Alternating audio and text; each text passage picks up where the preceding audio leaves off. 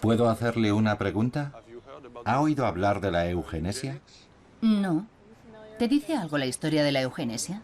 No. El programa de esterilización y demás en el pasado. No, pero estoy intrigada. ¿De qué se trata? ¿Ha oído hablar del programa de eugenesia o las esterilizaciones? Sí. ¿Qué es lo que ha oído sobre ese asunto? No lo sé. No sabe exactamente qué. Lo siento. ¿La eugenesia? ¿Qué es la eugenesia? Esa es la pregunta.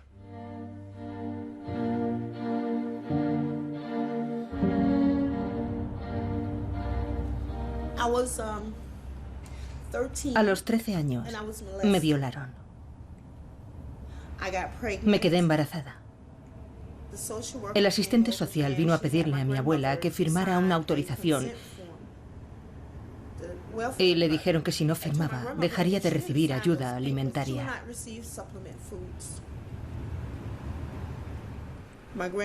Mi abuela firmó con una cruz.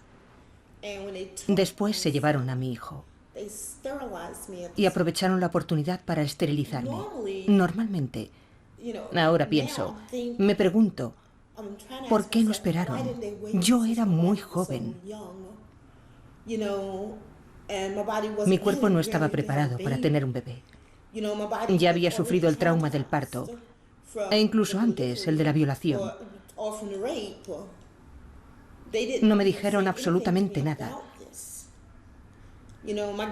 Mi abuela no entendía lo que estaba firmando con una cruz, porque era analfabeta. Me violaron 2 veces. En primer lugar, mi agresor. Y después el estado de Carolina del Norte, porque me quitaron algo.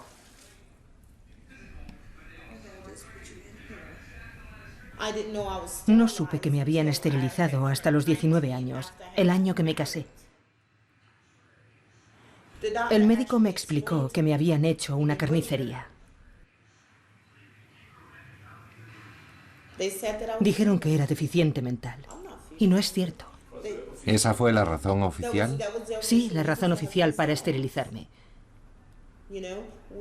Creo que por el hecho de ser negra y de una familia pobre. Probablemente pensaron que terminaría como otra gente.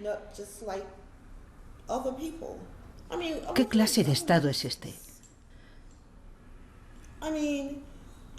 No creo que el Estado haya autorizado a un grupo de personas a reunirse y decidir qué es lo mejor para otra persona.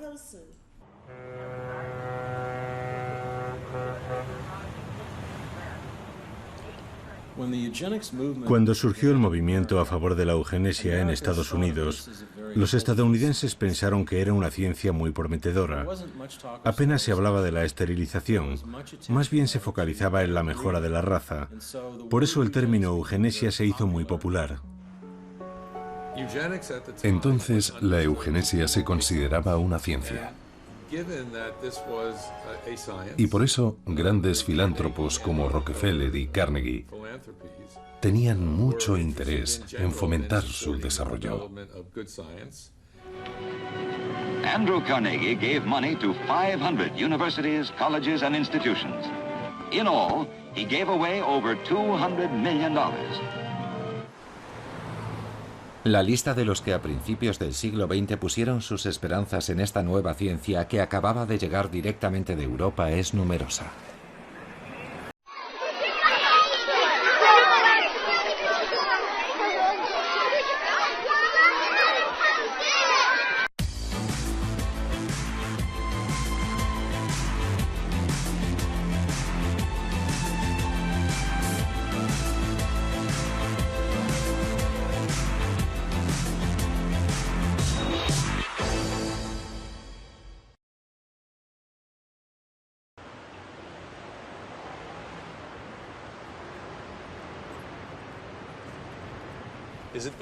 ¿Puedo hacerle una pregunta? ¿Ha oído hablar de la eugenesia? No. ¿Te dice algo la historia de la eugenesia? No. El programa de esterilización y demás en el pasado. No, pero estoy intrigada. ¿De qué se trata? ¿Ha oído hablar del programa de eugenesia o las esterilizaciones? Sí. ¿Qué es lo que ha oído sobre ese asunto? No lo sé. No sabe exactamente qué. Lo siento. ¿La eugenesia? ¿Qué es la eugenesia? Esa es la pregunta.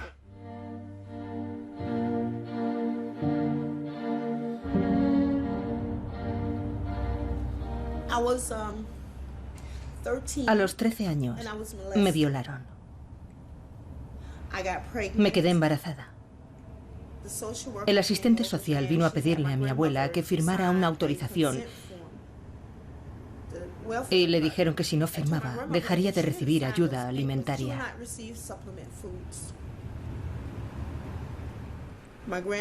Mi abuela firmó con una cruz. Después se llevaron a mi hijo y aprovecharon la oportunidad para esterilizarme. Normalmente, ahora pienso, me pregunto, ¿por qué no esperaron? Yo era muy joven. Mi cuerpo no estaba preparado para tener un bebé.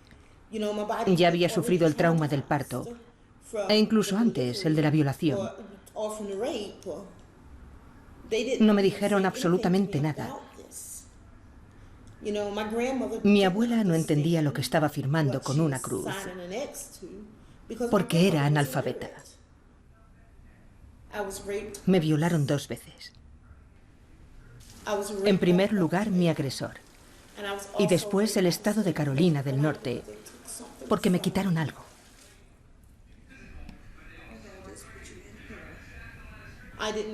No supe que me habían esterilizado hasta los 19 años, el año que me casé. El médico me explicó que me habían hecho una carnicería.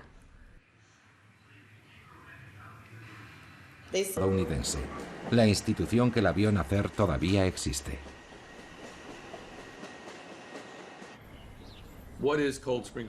¿Qué es en la actualidad el laboratorio de Cold Spring Harbor? Uno de los más reconocidos a nivel internacional en cuanto a investigación en biología y genética molecular.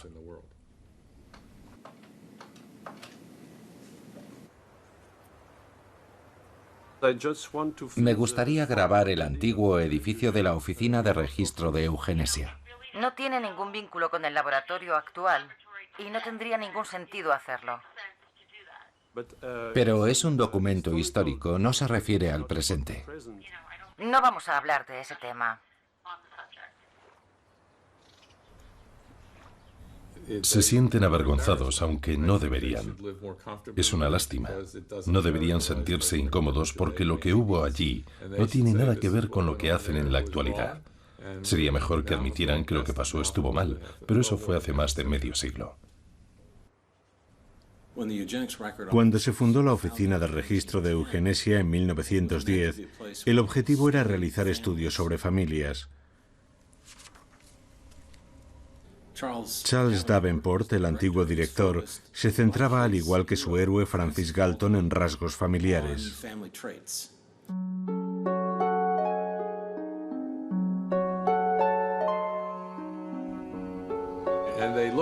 Buscaban familias que ellos calificaban de degeneradas, familias con problemas de alcoholismo, con débiles mentales, con hijos ilegítimos, familias en las que había prostitución, etc. Les interrogaban y les preguntaban sobre sus padres y sus abuelos. Aquí está el árbol genealógico de la famosa familia Yuc. Era tan extensa que optaron por presentarlo en forma de círculo, así podía contener más miembros. ¿Por qué se hizo? Para demostrar que cerca de 900 personas que habían estado en las cárceles de Nueva York descendían de la misma mujer, Margaret, la madre de delincuentes.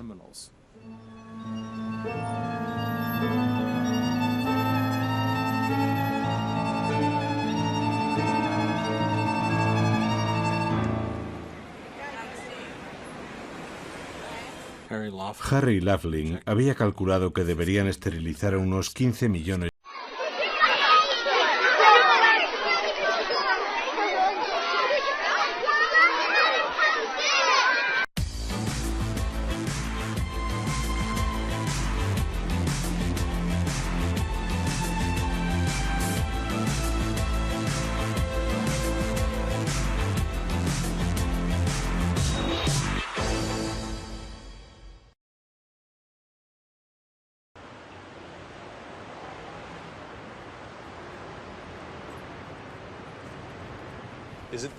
¿Puedo hacerle una pregunta?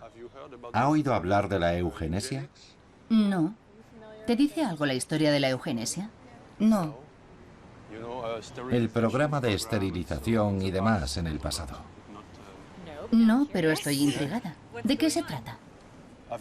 ¿Ha oído hablar del programa de eugenesia o las esterilizaciones? Sí. ¿Qué es lo que ha oído sobre ese asunto? No lo sé. No sabe exactamente qué. Lo siento. ¿La eugenesia? ¿Qué es la eugenesia? Esa es la pregunta.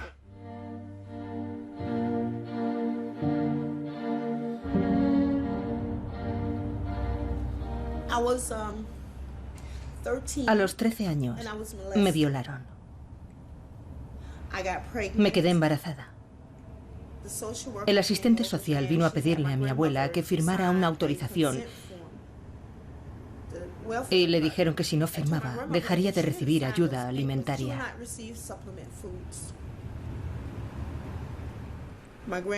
Mi abuela firmó con una cruz. Después se llevaron a mi hijo y aprovecharon la oportunidad para esterilizarme.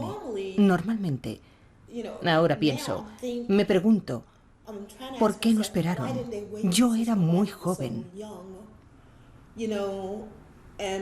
Mi cuerpo no estaba preparado para tener un bebé. Ya había sufrido el trauma del parto, e incluso antes el de la violación. No me dijeron absolutamente nada. Mi abuela no entendía lo que estaba firmando con una cruz, porque era analfabeta. Me violaron 2 veces. En primer lugar, mi agresor. Y después el estado de Carolina del Norte, porque me quitaron algo.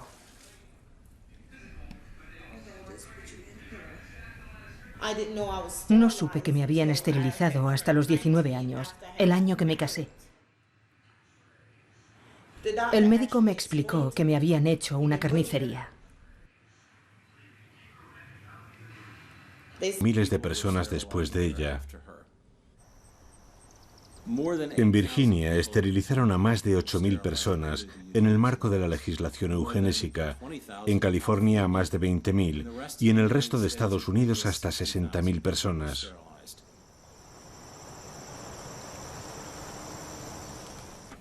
Siempre me sorprende lo poco que se conoce esta parte de nuestro pasado. Es algo de lo que no estamos orgullosos.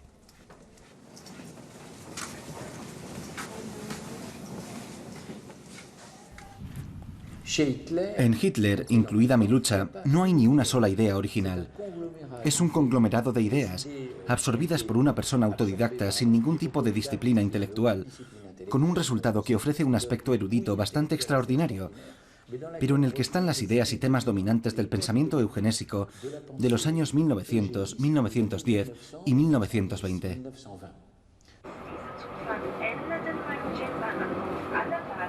En 1931, el psiquiatra Rudin, cofundador de la Sociedad para la Higiene Racial, pasa a ser el director del Instituto de Psiquiatría de Múnich. Más tarde, llegaría a ser uno de los 3 autores de la ley de eugenesia nazi de julio de 1933. El Instituto de Investigación de Psiquiatría de Múnich fue el centro más importante de investigación psiquiátrica del mundo. En 1925 también es una de las grandes inversiones de la Fundación Rockefeller en Europa. La Fundación Rockefeller realizó un donativo de $325.000. Este edificio comenzó a funcionar en el verano de 1928. El programa de investigación de Rudin era en principio muy sencillo. ¿Cómo establecer en psiquiatría la influencia de factores genéticos en la aparición de la enfermedad mental? Realizan investigaciones sobre la esquizofrenia, la psicosis maníaco-depresiva, que en la actualidad se llama trastorno bipolar, sobre lo que entonces se denominaba retraso mental o debilidad mental. Así que no es de extrañar que los médicos alemanes recibieran la ley nazi como una victoria. Por fin, tenían la ley que querían desde hacía muchas décadas.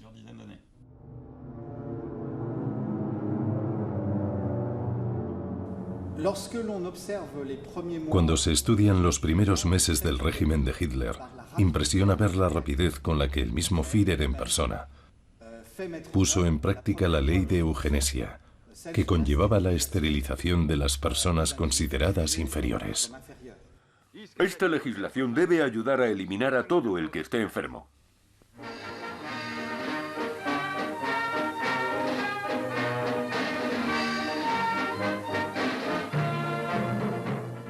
Los alemanes se inspiraron en la ley estadounidense y en el caso de Carrie Buck para establecer su propia ley de esterilización. Ley de Prevención de las Enfermedades Hereditarias del 14 de julio de 1933. Debilidad mental, esquizofrenia, depresión, sordera, malformaciones, alcoholismo. Estas son las patologías objeto de la ley. Se establecen tribunales de salud hereditaria, formados por 2 médicos y un juez. Bajo el régimen nazi se llevará a cabo la esterilización obligatoria de 400.000 personas. ¿Se acuerda del Tribunal de Salud Hereditaria? Sí, estuve allí con mi padre.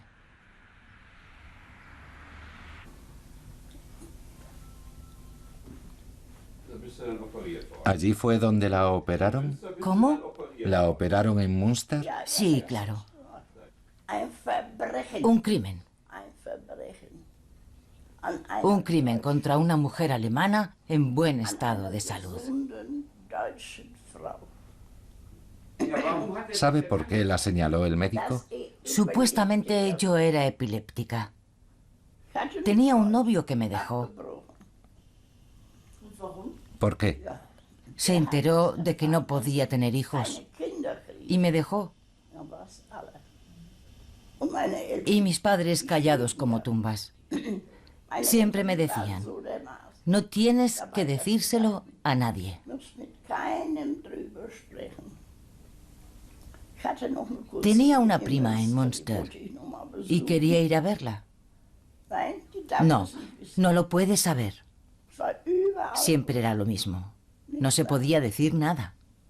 He vivido así hasta hoy.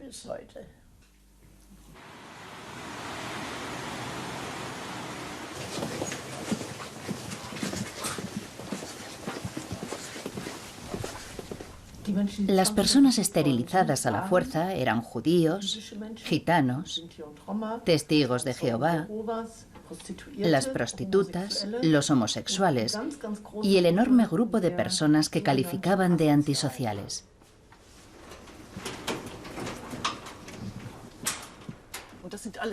Todo esto son expedientes de los tribunales de salud hereditaria. Todas estas cajas que ve. Le sugiero que lea las preguntas de un test de inteligencia. Eran bastante absurdas. ¿A qué Länder pertenece mi municipio? ¿Capital de Alemania? ¿Capital de Francia? ¿Quiénes eran Lutero y Bismarck? El test de inteligencia dirigido por el médico ha revelado que el paciente sufre debilidad mental innata.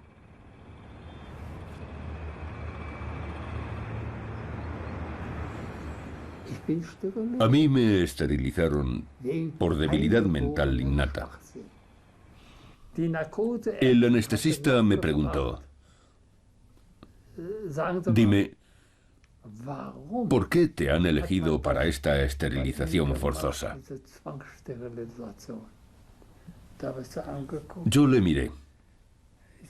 A día de hoy todavía no lo sé. Todavía no lo sé. Todo porque como resultado de los malos tratos, no supe la diferencia entre un río y un afluente, entre una escalera y una escala. Eso fue razón suficiente para esterilizar a un niño. A día de hoy sigo sin entender por qué. Eso significa que a los 14 años yo era un adulto. A los 14 años. A esa edad entendí perfectamente qué habían hecho con mi vida y cómo se desarrollaría. Esquizofrenia y debilidad mental innata.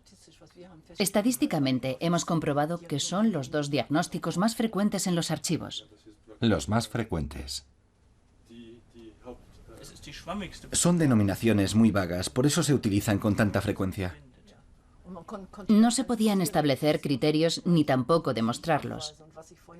Por tanto, la gente tenía que vivir toda su vida con ese diagnóstico, aunque no tuviera nada.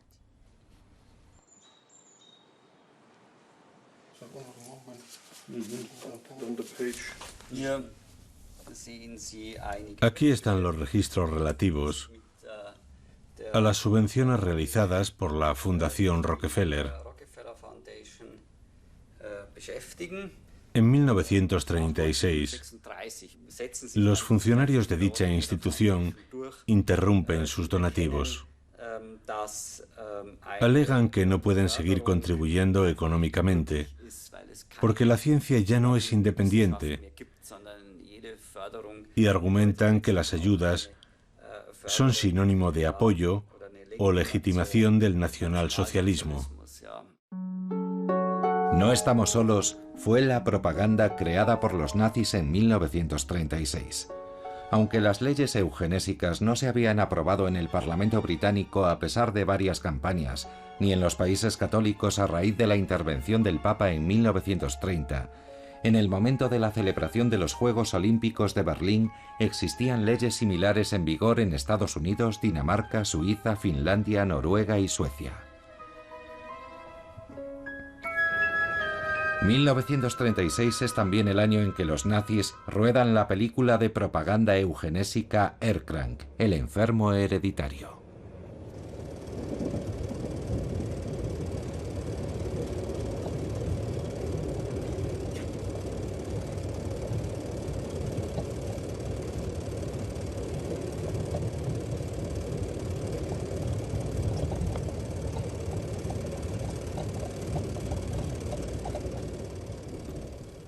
Se da un cambio a partir de 1939 con el llamado Acción T4, el programa de eutanasia nazi.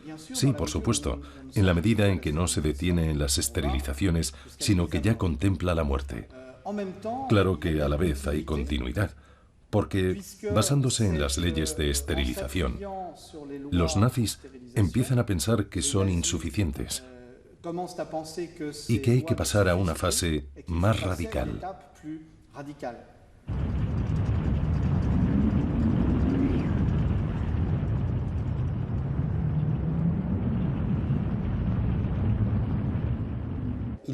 Solo hizo falta entrar en guerra para que los nazis pasaran de la esterilización a una auténtica política de asesinatos. Desde que en octubre de 1939 Hitler pone en marcha el programa T4, en ningún momento es oficial. Es un programa confidencial, un secreto absoluto que se exige también al personal, a quien se prohíbe tomar fotografías y hacer declaraciones. Aquí, en el número 4 de la calle Tiergarten de Berlín, estaba la sede administrativa de la Operación T4. Los pacientes eran seleccionados a partir de los expedientes médicos.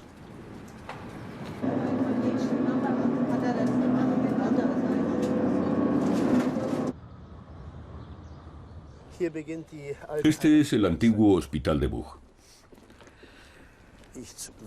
De niño venía a visitar a mi madre. Tengo un recuerdo vago. No sé en qué edificio. Había enfermos por todas partes en estas hermosas edificaciones. Los pacientes podían trabajar fuera, en el jardín.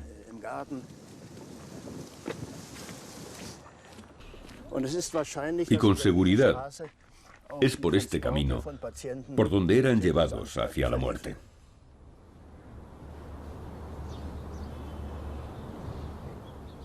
Los autobuses pasaban con las ventanas tapadas para que no se viera nada, para que nadie se diera cuenta del traslado de los pacientes.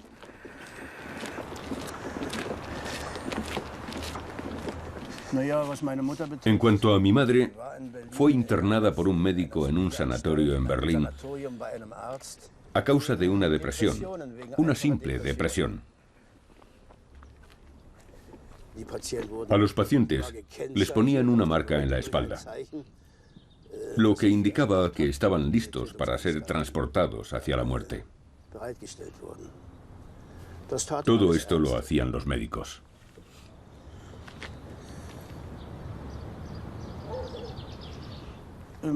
A mi madre la trasladaron a Bernburg, igual que a muchos pacientes de Buch. Está en el sur de Alemania, en Sajonia. También era un hospital donde habían construido un centro de exterminio, con cámaras de gas.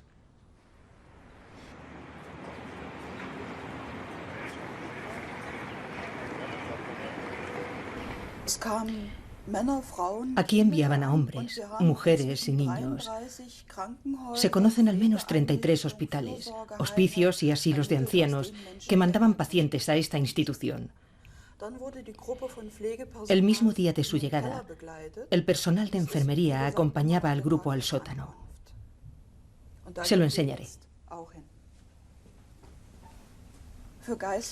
Para las discapacidades mentales utilizaban el término debilidad mental. Se repite con frecuencia y para las enfermedades psíquicas el diagnóstico más frecuente era esquizofrenia. Pero englobaba todo un montón de síntomas que en la actualidad darían lugar a muchos otros diagnósticos. A las víctimas las trasladaban muy deprisa por este pasillo y después directamente a la cámara de gas.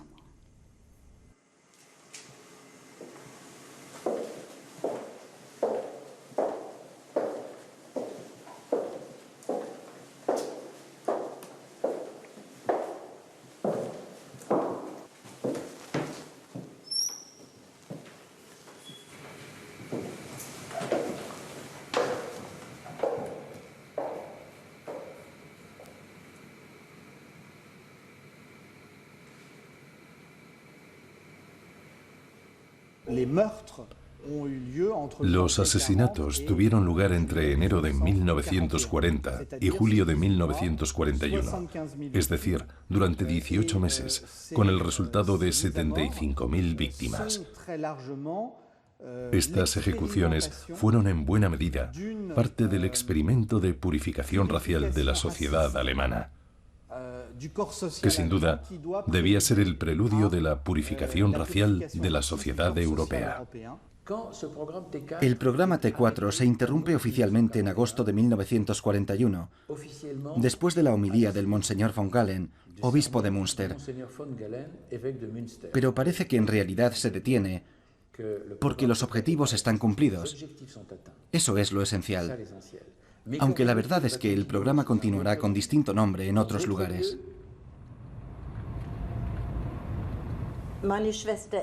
Mi hermana Irma era una niña con discapacidad, algo que yo no había observado.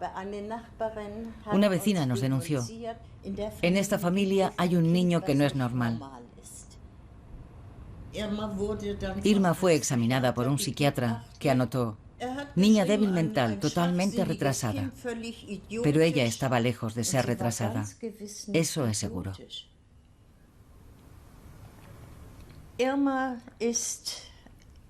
El 16 de agosto de 1943, Irma y otras 228 niñas fueron deportadas a Viena, a un hospital psiquiátrico, el Steinhof. Allí sometieron a los niños a terribles tratamientos. En los documentos que he recopilado a lo largo de los años, se constata que en agosto de 1943, Irma pesaba 40 kilos y 2 meses después, tan solo 28.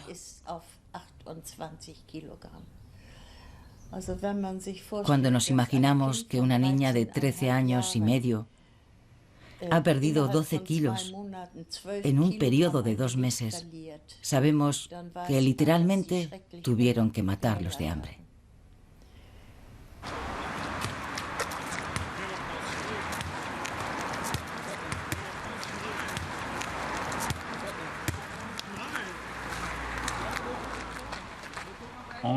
Los historiadores calculan una cifra de 200.000 pacientes psiquiátricos muertos en los territorios alemanes a causa de la eutanasia.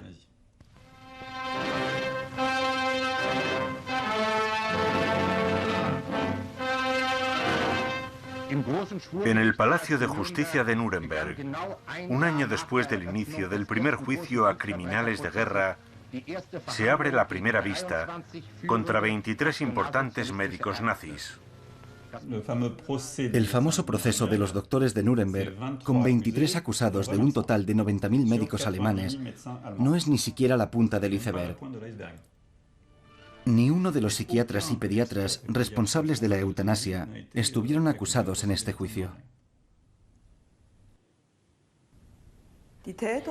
Los autores de los crímenes aquí cometidos los calificaban de seres antisociales, inútiles, seres sin alma, y siguieron utilizando las mismas descripciones a lo largo del proceso, a mitad de los 60. Es decir, más de 15 años después del final de la Segunda Guerra Mundial. Prácticamente no había cambiado nada.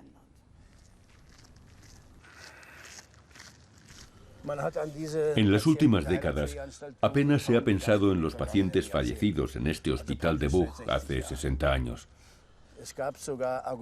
Ha habido incluso quien se ha opuesto a la creación de un monumento en memoria de las víctimas, alegando que podría dañar la reputación del centro.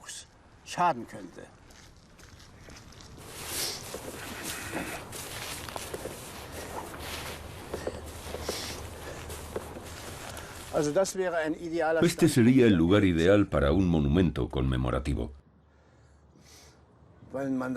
porque al fondo se ve el antiguo hospital. La idea de que esas personas estaban locas persiste en la actualidad.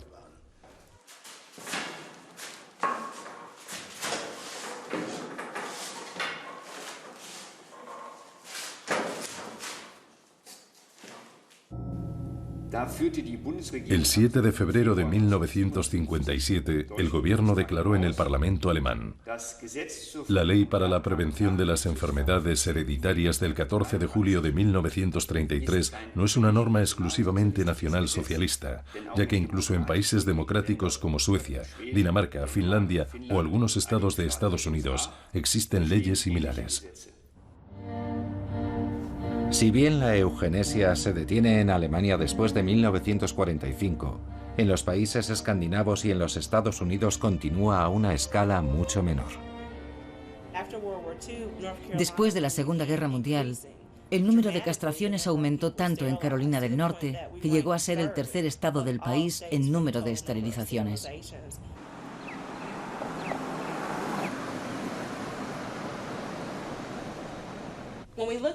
Si estudiamos la eugenesia en Carolina del Norte, vemos que entre 1929 y 1974 se esterilizaron 7.600 personas. Y como pueden observar, la curva experimenta un pico en las décadas de los 50 y 60. Hay niños y niñas que entonces tenían 10 años, por lo que existe un importante número de personas entre nosotros que en la actualidad tienen entre 50 y 60 años.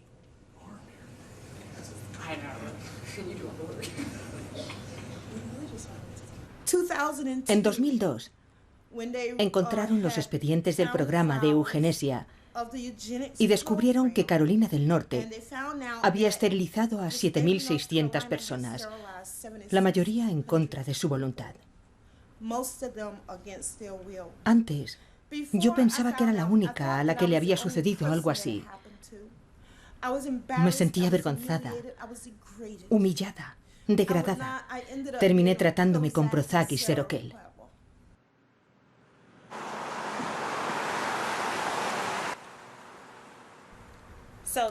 La Fundación para las Víctimas de la Esterilización se creó en marzo de 2010 con el objetivo de informar a las personas que fueron objeto del programa de eugenesia.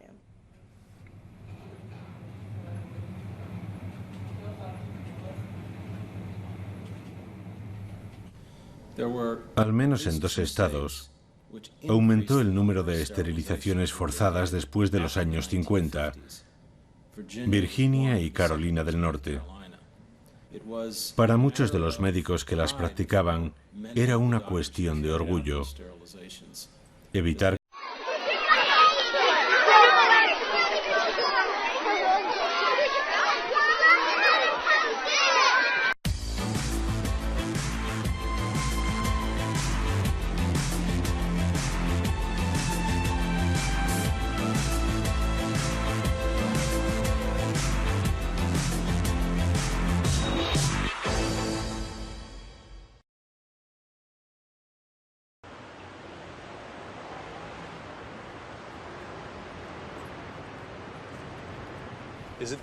¿Puedo hacerle una pregunta? ¿Ha oído hablar de la eugenesia? No. ¿Te dice algo la historia de la eugenesia? No. El programa de esterilización y demás en el pasado. No, pero estoy intrigada. ¿De qué se trata? ¿Ha oído hablar del programa de eugenesia o las esterilizaciones? Sí. ¿Qué es lo que ha oído sobre ese asunto? No lo sé. No sabe exactamente qué. Lo siento. ¿La eugenesia? ¿Qué es la eugenesia? Esa es la pregunta.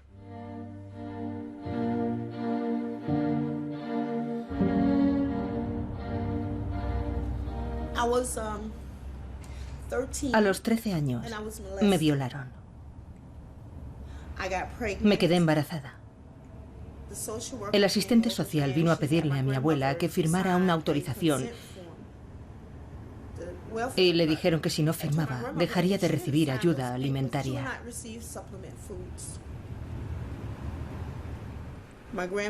Mi abuela firmó con una cruz. Después se llevaron a mi hijo y aprovecharon la oportunidad para esterilizarme. Normalmente, ahora pienso, me pregunto, ¿por qué no esperaron? Yo era muy joven. Mi cuerpo no estaba preparado para tener un bebé. Ya había sufrido el trauma del parto, e incluso antes el de la violación.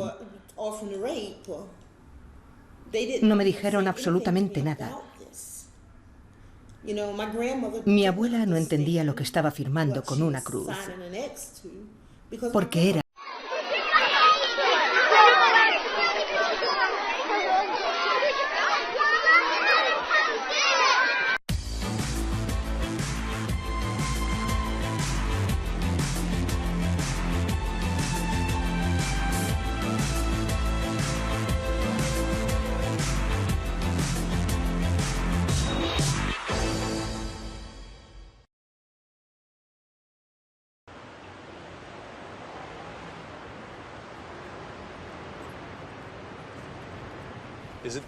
¿Puedo hacerle una pregunta? ¿Ha oído hablar de la eugenesia? No. ¿Te dice algo la historia de la eugenesia? No. El programa de esterilización y demás en el pasado. No, pero estoy intrigada. ¿De qué se trata? ¿Ha oído hablar del programa de eugenesia o las esterilizaciones? Sí. ¿Qué es lo que ha oído sobre ese asunto? No lo sé. No sabe exactamente qué. Lo siento. ¿La eugenesia? ¿Qué es la eugenesia?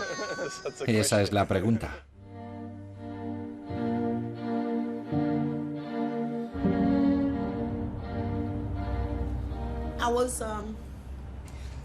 A los 13 años me violaron. Me quedé embarazada. El asistente social vino a pedirle a mi abuela que firmara una autorización y le dijeron que si no firmaba dejaría de recibir ayuda alimentaria.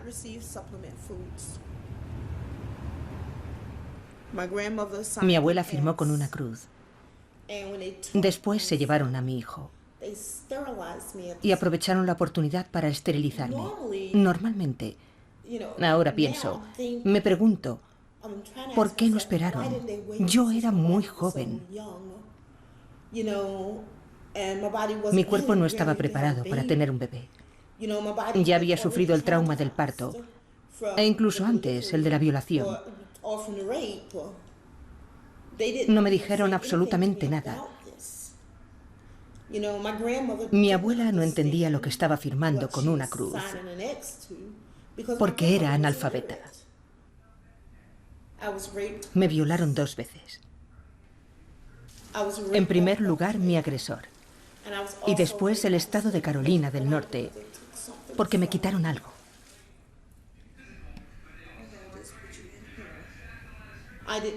No supe que me habían esterilizado hasta los 19 años, el año que me casé. El médico me explicó que me habían hecho una carnicería. Los test de inteligencia que ha mencionado. Y si el resultado mostraba una inteligencia inferior a un niño de 12 años, los médicos podían esterilizar a la persona sin su consentimiento. Y aquí tengo otra solicitud, donde solo se refleja la opinión de la profesora. Aquí describe a la niña. Tiene 14 años y, según esto, había abandonado varias veces la escuela. La acusa de ser sexualmente poco fiable y dice que ni de cara ni de cuerpo es atractiva.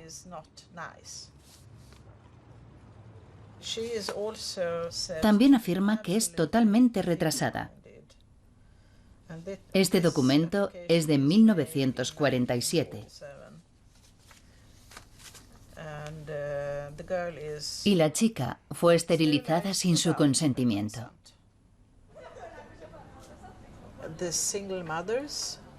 A principios de los años 50, las más afectadas fueron las madres solteras, porque recibían subsidios para sus hijos. El riesgo para la sociedad era que las mujeres tuvieran más hijos y que debido a eso tuviesen que recibir más dinero.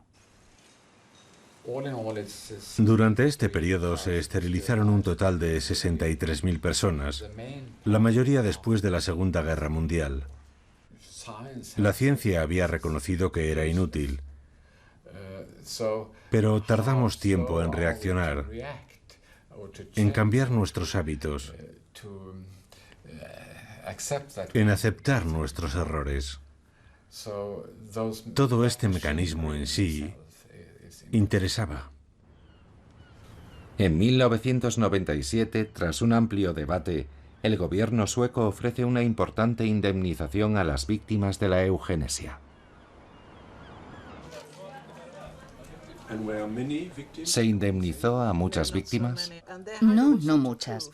Tenían que demostrar que habían sido esterilizadas a la fuerza o en contra de su voluntad, lo que era muy difícil, ya que había una solicitud firmada. ¿Cómo demostrar que las habían presionado? Esto no aparecía en los registros. En Suecia sigue habiendo un debate sobre las leyes de esterilización. ¿Son una más de las páginas negras de nuestra historia? ¿Es el lado oscuro del estado del bienestar? En mi opinión, eran parte del estado de bienestar.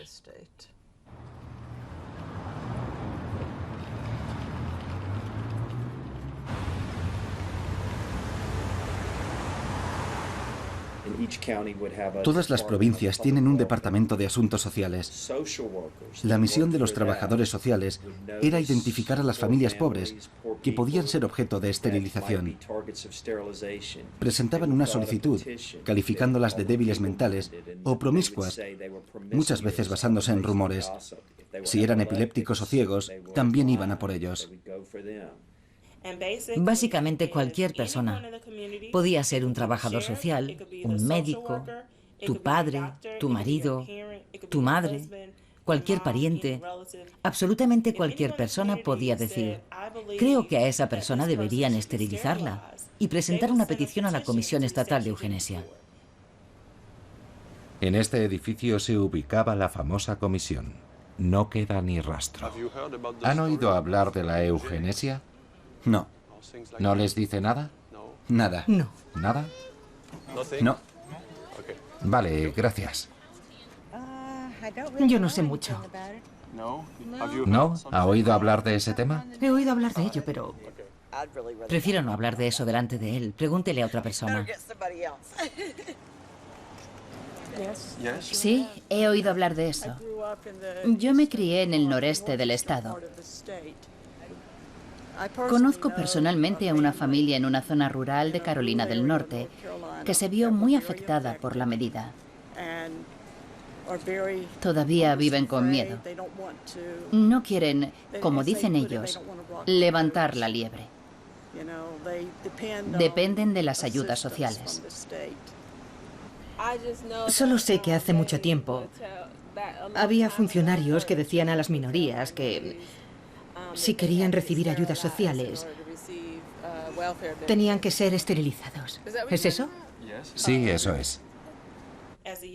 A lo largo de los años se constata que en los 50 y 60 aumenta considerablemente el número de mujeres afroamericanas que son declaradas no aptas. El objetivo de las esterilizaciones en Carolina del Norte no era, creo, responder a una doctrina eugenésica de mejora de la calidad de la población, sino ahorrar dinero.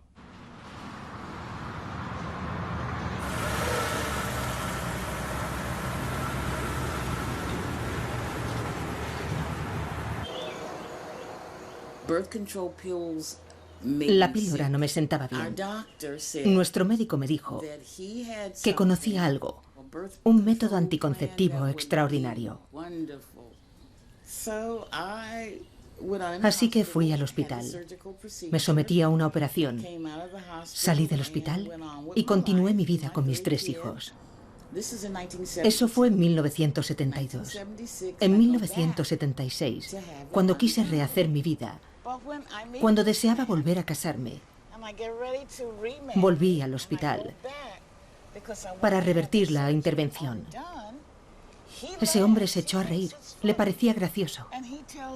Fue entonces cuando me dijo que yo era estéril y se echó a reír otra vez. Yo le repetí que no era eso lo que había afirmado, que no era eso lo que él me había dicho. Si hubiera sido un procedimiento legal, yo tendría un expediente médico que reflejara que me había sometido a una operación de esterilización. ¿Por qué me operó? Porque podía. Podía actuar con la vida de las personas, como si fuera Dios. De hecho, creo que se creía Dios. Podían decidir y actuar sin enfrentarse nunca a las consecuencias. Pero ahora...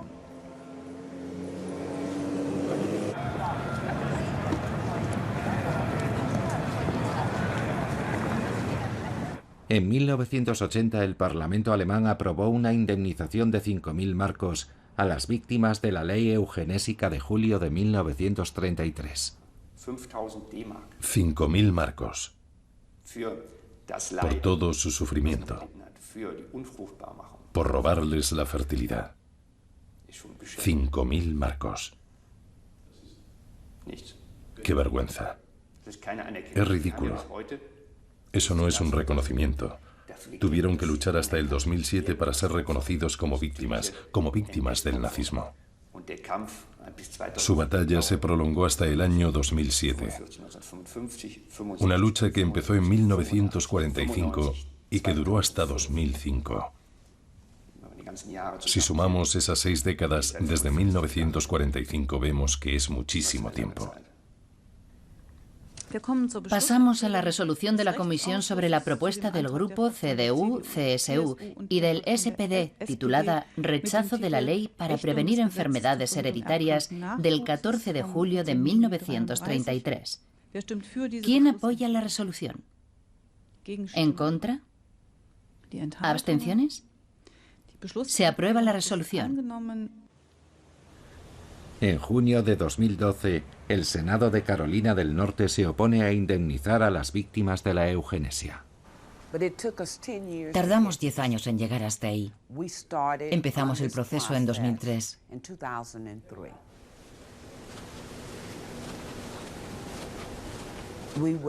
Hubiéramos sido el primer estado de 38 en indemnizar a las víctimas. Estoy mucho más que decepcionada. No encuentro la expresión adecuada, pero estaba muy furiosa.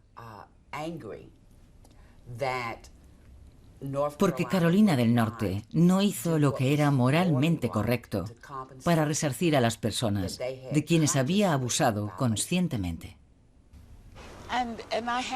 Y conozco a gente que me dice que conoce a alguien, un primo, un tío, una tía, pero no saben si están en las listas oficiales. Y eso está muy mal. Yo personalmente no estoy en la lista. ¿Qué pasará con las víctimas que no están en las listas? Nada.